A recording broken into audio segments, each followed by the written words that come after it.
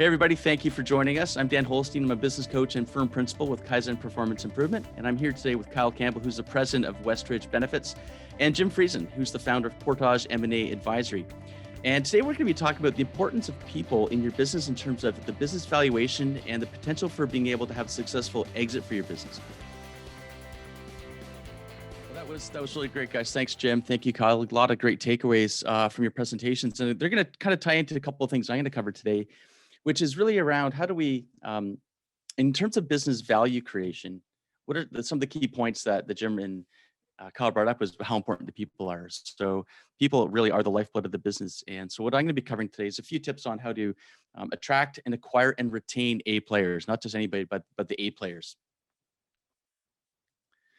So in terms of attracting, the people that you'd really love to have on your team, those A players, is your organization attractive to the right people, right? You know who you'd like to have, but are you attractive to them? When somebody is considering taking on a new role in a new organization, there can be some fear involved, and there's definitely an emotional connection between that change. And if someone has got commitments, maybe a mortgage, car payments, family to take care of, and they're thinking of leaving where they already are to come over to you, that's a big risk that they're taking, right? But if they're thinking about it and they're looking, well, that's part of the challenge here is getting them to take that next step. And that means that you've got to be attractive to the right people as well. So let's cover a couple of things in terms of how do we become attractive to the best candidates. The challenge is often we have to chase them, right? If we're not attractive, we're getting into chase mode, and then we're going after them. We know it's like trying to catch a butterfly, right? They just keep on flying away from us. So we want to be the one that's attractive to those butterfly candidates. So where does your business show up for the candidates? Like, where are you seen, right? It's not just your job ad, you're seen everywhere. I'm just going to share a couple of areas where people might engage or see your business and make assumptions about it, right? All over the place, right? Everywhere from online to social media, things that you publish, how your storefront looks, the condition of your vehicles. This is all telling a story. In aggregate, everything that is visible about your business is informing candidates of their suitability for your business and your business's suitability for them as a place for them to land, right? So critical things here. Overall, it comes down to your reputation, not only what, your business looks like, how they're perceiving it, but what they're hearing as well. Not, from customers, suppliers, partners, maybe past employees, people they know that work for you right now.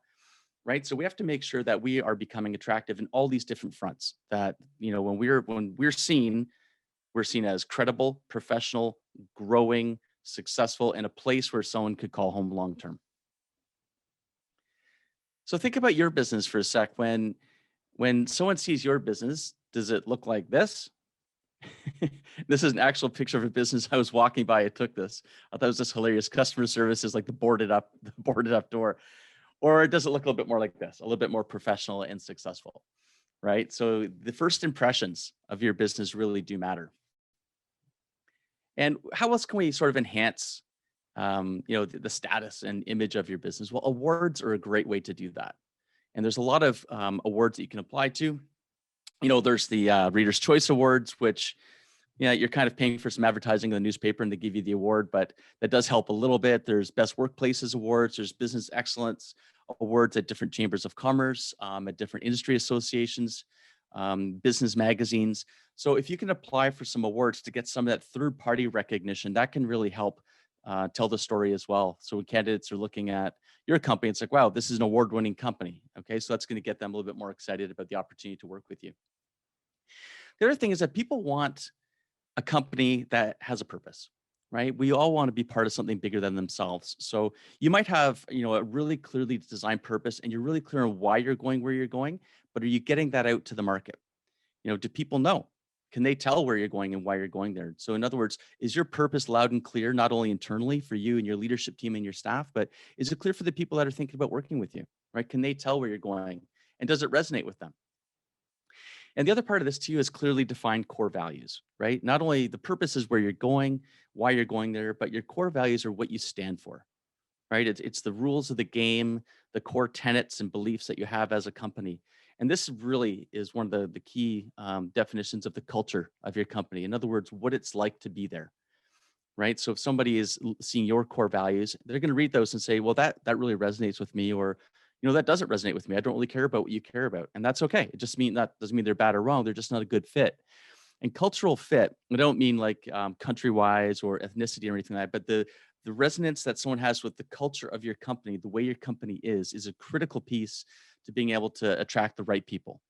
We've probably all had that experience where we bring somebody on in the company where they're not a good cultural fit, right? And they might be good at their job, but they don't integrate well with the team. They don't believe in what you believe in. That creates friction, and they generally don't last long term.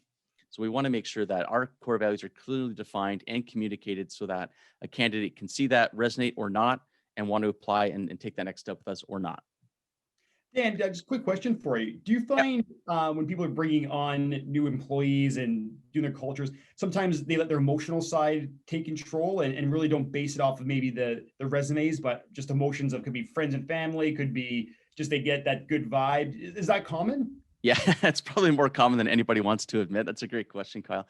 As a business coach for, the last 11 years, I've worked with a lot of different business owners in different industries, sizes of business, and it happens in all of them. The small business, the mid-market businesses that I coach. I've seen it where the business owner is looking for a particular role to be filled, and they know of somebody that's got maybe 25% of the skills that are required, and they're really, really good at the 25% of the skills. And they like the person, they've known them, and they want to bring that person on board. But what's happening is they're making that emotional decision, like you identified, to bring this person on that they know and like and trust, but they can only do a part of the job. But they justify it saying, well, but we'll teach them the rest. We'll train them the rest. They're pretty smart. They'll catch up. But generally that may happen, but generally it doesn't. They bring them on board and then they start compensating for the person's weaknesses, and they take on more work themselves. The other people are standing around in the business watching this person not perform and wondering, why are they here? So it can create a lot of challenge within the business in terms of team integration, in terms of the business owner's time and attention, and then having to let somebody go that you're sort of a friend with. I mean, or could be related to. That can be a real challenging thing that might need to happen as well. So yeah, definitely bringing somebody on because you kind of know them and like them can be a challenge if they don't tick all the boxes of what you need for the job. We're going to talk about that in a minute, actually, in terms of the talent pool. But that's a great question and probably happens far too often. So how do we acquire our A team? And I mentioned not just acquire team, but the A team. We want to have this crack squad of people that are amazing what they do and are, resonating with our mission, love to take care of the clients, love to support each other. In other words, that real A team. That's, if you have an A team, it makes such a difference in terms of your ability to scale your enterprise, to have balance as the owner where you're not having to pick up the pieces for people's mistakes. It just makes life a lot easier, and it's a lot more fun to run the business too when you've got a really good team. So one of the things that I've seen is that people don't plan ahead in terms of hiring. They don't have a consistent marketing process for candidates. They think that, okay, when we need someone, we'll put an ad out a couple weeks ahead of time. Well, that's a recipe for disaster because, when you put your ad out, doesn't mean that the ideal candidate is looking. We need to be always looking for the right candidates. And you might not need anybody right now, but doesn't it make sense to have a list of people that you can go back and check in with that have the right stuff, right? When you are ready, cultivate those relationships, stay in touch, check in with them, see what they're up to, see how happy they are where they're working. What we have to remember is when you're going to bring somebody on board, that's going to be a great player, they're not sitting at home on the couch wishing for a job. They're already successfully employed, doing a great job somewhere else, but they probably have some level of dissatisfaction. It could be anything from they've got a long commute to get to work. It's frustrating. It could be that there's a lack of upward mobility or advancement potential in the company. They might have a boss that's a jerk. They might not, resonate really with the values of the company they're at. So they're dissatisfied and they're passively looking. They're not necessarily looking to make a change at the moment.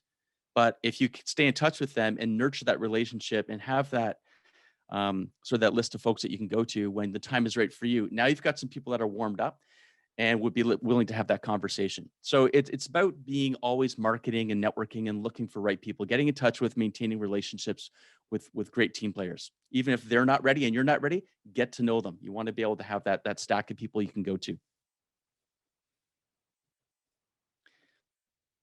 So the next thing is, we're talking about, create a list of people that you want to stay in touch with and be able to engage. But how well can you describe your ideal candidate?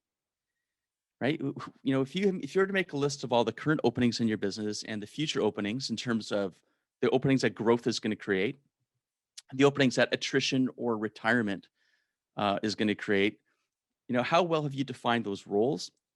And how well have you defined the outcomes that those roles need to deliver on? And how well have you defined the candidate? Like, who is this avatar or this amazing individual that would have everything necessary to just completely kill it in the role? What are some of those things that we need to bear in mind? So this is just a handful of them, but often we look at skills. Have they got the skills? But there's so much more than that, right? They need to have the abilities that the job requires. And that's different than skills. Skills are getting the job done, but then we've got the abilities to integrate with all the stakeholders, right? You, laterally, people that they work alongside with, hierarchically, there's subordinates, there's superiors. Do they have the right communication and behavioral style? You know, if you're trying to hire someone for outside sales and they're an introvert, that's probably not going to work. Like no matter how excited they are about the job, we've got to recognize that we have to have the right behavioral style in place. Do they have experience doing what you need them to do? Like, do they have a proven track record that's demonstrable that you could go back and qualitatively or quantitatively say, yeah, they actually can get the job done. They have gotten the job done in other environments, right? So, you know, past performance can indicate future success. If they can do the job and they've got a track record of success, then it's going to be about applying those abilities in your business to be successful as well. It's not going to be guesswork. And then what relationships are they bringing to the table as well? You know, in a key leadership role, we may need them to bring certain supplier or strategic alliance relationships to the table too. So it's not just, do they have the skills to fill the job description? Do they have everything it takes? Have you identified everything this individual would need to really be a rock star in your role? So the next thing is, we want to make sure that we set outcome-based expectations, right? What is the person in this job going to accomplish? Not just what they do, right? So it's not just tasks, it's really about results, right? Can they actually do and create the outcomes that we're looking for? That's a critical piece. I think that's missed sometimes because we look at the job description. A lot of job ads, you look and it's must be able to do all this task stuff.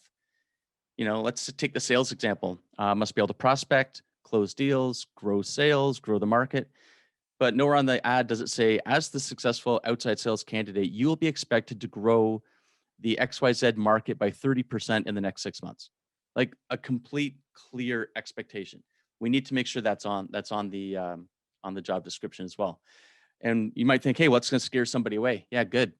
Because then you don't have to deal with them. If they're not excited about the challenge and think they can do it, then we don't want to talk to them. They're not that they're bad or wrong, they're just not a right fit. So the expectations you set really should scare away the wrong person and really excite the right person. So the next thing we want to think about too here is, when we've got the expectations set, we're getting clear on who we're looking for, is psychometric behavioral assessments. Now, this is probably something you're going to do later in the attraction process after a few interviews, and you're probably getting down to your top candidates. And we want to make sure, how well are they acting? How well are they selling themselves in the interview? And a lot of psychometric assessments like DISC, Divine, Wealth Dynamics, Myers-Briggs, things like this can help us understand subconsciously what this individual is really like, what their drivers are, what motivates them, what their fears are, how they respond to challenge, how they are in certain environments. So that's going to be a helpful piece of the pie as well, or a piece of the process to understand, do they really have what it takes to get the job done? Now, we may not have huge budget for complete rock star players, and that's okay. But are we hiring the absolute best that we can afford? Or are we hiring people that we can easily afford and hope to train them up? Or are we hiring the people that have the best chance of success and that we're paying top dollar for? And I mean, getting value for that top dollar as well. Are we buying the best talent we possibly can? We're not giving in. And are we selecting from a large pool of candidates? And back to your question, Kyle, about hiring friends and relatives and making those emotional decisions. Often that happens because we don't have enough people in the interview stage. We don't have an effective enough marketing process to attract all the right people. And that's why I said before, we got to continually nurture relationships. So when the time comes, we have a large pool of people to draw upon. And we're not just looking at one or two people and have to choose the best of a mediocre bunch. We want to make sure that we're attracting a lot of rock stars. And we've all had hiring mistakes, I'm sure, and we know how expensive it is in terms of having to rehire, letting somebody go, those costs, et cetera. And just the lost opportunity cost and energy. it's just brutal to bring somebody on ineffectively and bring that wrong person on. It just costs far too much. We want to avoid that. And, doing all these things in the background, making sure that we're constantly attracting great people. We have all, outcome-based descriptions, things like that are just critical to make sure we attract those right people and avoid making hiring mistakes. Now, once we've got our candidate, the next thing is we want to make sure we effectively onboard them. The worst thing is to bring somebody on board and they show up the first day, reception doesn't know who they are, their business cards are printed, their user logon isn't ready for the computer. They wonder, what have I just got myself into? It was great during the interview process, but now it's like they've forgotten about me, right? So we need to make sure that we welcome them warmly. And that happens before day one, right? There's going to be a time lag between when they say they're going to come on board and when they can actually start. What are you doing to nurture the relationship and continue to build their excitement about the job along the way, right? Are you sending them maybe a little gift? Are you sending them on a little, some for a weekend or a day away, at the spa to kind of relax and be ready for the next start? Sending their business cards ahead of time, ship them their laptop, get them all ready, make them really feel like they're being onboarded successfully and that they're really being welcomed with open arms. Now, there's been a lot of interview process. There's been conversation about expectations. It's been a few weeks since they committed to coming on board. When they start up, we want to reset those expectations, right? We want to make sure that what they've heard is still accurate. They haven't forgotten anything and they're clear on what the expectations for the role are and the timing that they need to perform as well. And so that's really about showing them that path to success, right? What does it look like? Now that I'm here, what do I need to get done by when? What does that succession path look like? What do I need to accomplish week 1, week 2, month 1, month 2, et cetera? We need to map out that path so that that new candidate knows exactly what they need to do to be successful. And along the way, we need to make sure that we have measurement and reporting and accountability, right? So they know how they're doing. There's no question about it. They're not confused. You're not confused. You're having ongoing conversations about their performance, what needs to change, where they're doing well, high points, low points, and keep into account to taking the action they need to take and give them that recognition along the way, right? People are nervous when they start a new job. They need to know when they're doing something well, and they need to know when they're challenged, right? So we need to keep that conversation going so that they feel that they know the path to the future and that they're on it. And that kind of brings me up to kind of my final slide here is around making sure that we're keeping the team focused on their future with you, right? Have them looking forward, excited about what they're going to accomplish, excited where the company's going, the prospects for them, the prospects for their team, how they're going to grow personally and professionally as a staff member there as well. So as leaders, it's really one of our major responsibilities as business owners and leaders is to continually attract, nurture, and engage the right team. Because without the right team, our business can just get bogged right down. With the right team, there's no telling what we can do. Dan, just want to jump in here and ask a question. I mean, this is one of the things that I get asked a fair amount is, once you have the A team and you have the right people, I mean, the key piece is really keeping them on board. And there is that honeymoon phase where they've started a new role and it's a different environment. But what would you say? I mean, if you had to put your finger on one or two key things to really retain them, what would they be? Like, what should people be looking at doing right now? Because I know it is hard to find people and it's hard to keep good people. Yeah, that's a great question, Jim. I'd say it's two things immediately come to mind. The one is walk the talk. As leadership, if you talk about doing things and you don't, like if you've got an initiative you're going to roll out and then it slides off and doesn't get done, and then we pick back up, we're going to do something else and it doesn't get done, then the team is not going to believe in your leadership. And it's going to seem, when you have an initiative, it's going to seem like flavor of the week. And they're not going to feel like they're really working for an effective leader. So, walking the talk, whatever you say you're going to do it. If you have core values and rules of the game that you say you're going to live by them. That needs to be, action first. It's the old saying, people can't hear what you're saying because your actions are screaming so loud. And I think that team members are always watching leadership. We have to make sure that we're really walking the talk and holding ourselves to a high level of account.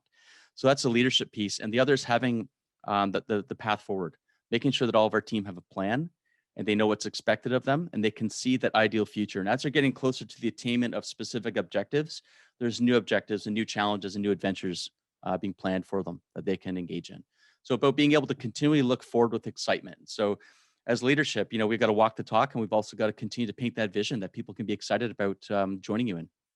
Well, thank you guys. It's been a lot of fun. I've learned a lot from both of you. And Jim, there's been some great takeaways about how to get the business ready for sale, and Kyle, some really good takeaways in terms of how benefits can help with team retention and value creation of the business. And I hope that you guys have gotten some takeaways from my piece today in terms of attracting the right people. And for those of us attending, we've had to keep things fairly high level and a little bit generic. And if you have questions about how what we've covered today can be applied in your own unique business situation, or you've just had specific questions for any one of us, we'll put our contact information up. We're always happy to have a chat by phone or tee up a Zoom with you and do a bit of a deep dive and brainstorm with you around some of your top challenges in some of these areas. So feel free to reach out. We're happy to have that conversation with you.